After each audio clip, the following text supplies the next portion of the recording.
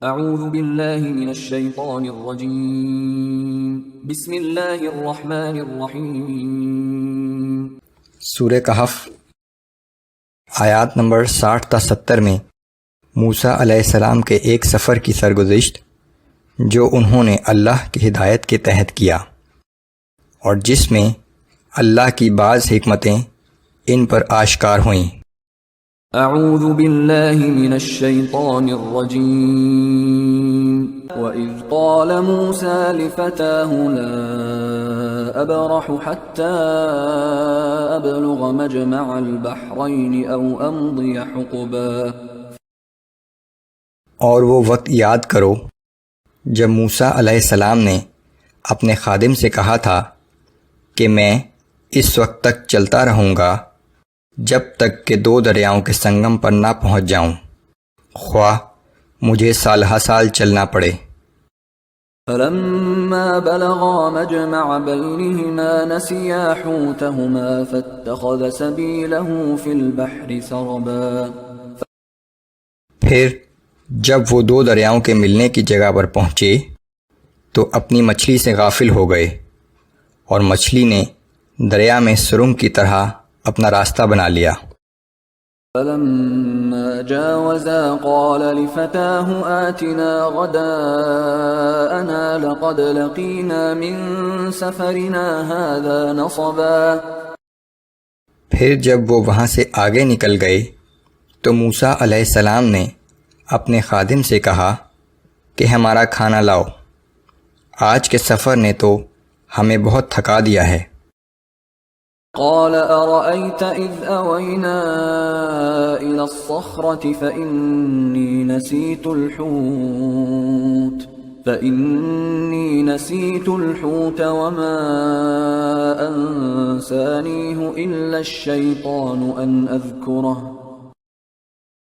خادم نے کہا کہ کیا آپ نے نہیں دیکھا کہ جب ہم اس چٹان کے پاس ٹھہرے تھے تو اس وقت مجھے مچھلی کا خیال نہ رہا اور شیطان نے مجھے بھلا دیا کہ میں اس کا ذکر آپ سے کرتا۔ وَاتَّخَذَ سَبِيلَهُ فِي الْبَحْرِ عَجَبًا۔ اس مچھلی نے تو عجیب طریقے سے دریا میں جانے کا راستہ بنا لیا۔ قال ذلك ما كنا نبغي فارتدا على آثارهما قصصا۔ موسیٰ علیہ السلام نے کہا کہ یہی تو وہ جگہ ہے جس کی ہمیں تلاش تھی، پھر دونوں اپنے قدموں کے نشان پر واپس ہو لیے۔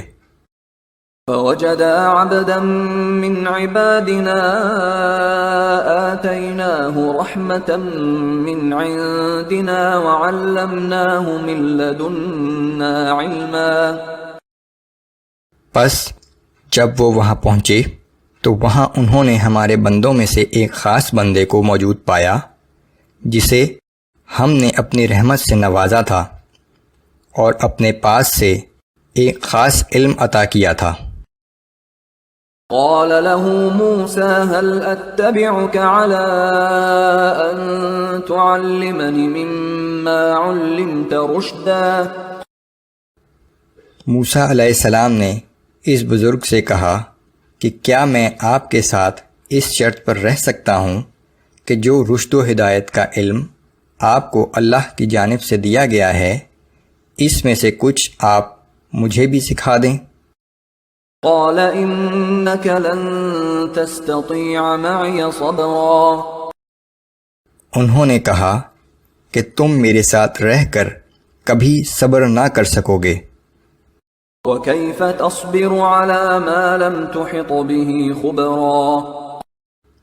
اور جس چیز کی حقیقت کا تمہیں علم نہ ہو آخر تم اس پر صبر کر بھی کیسے سکتے ہو۔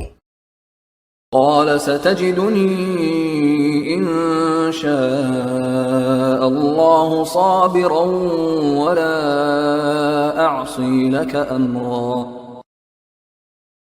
موسیٰ علیہ السلام نے کہا کہ انشاءاللہ آپ مجھے صابر پائیں گے اور میں آپ کے کسی حکم کی خلاف ورزی نہ کروں گا۔ قال فإن اتبعتني فلا تسألني عن شيء حتى أحدث لك منه ذكرا۔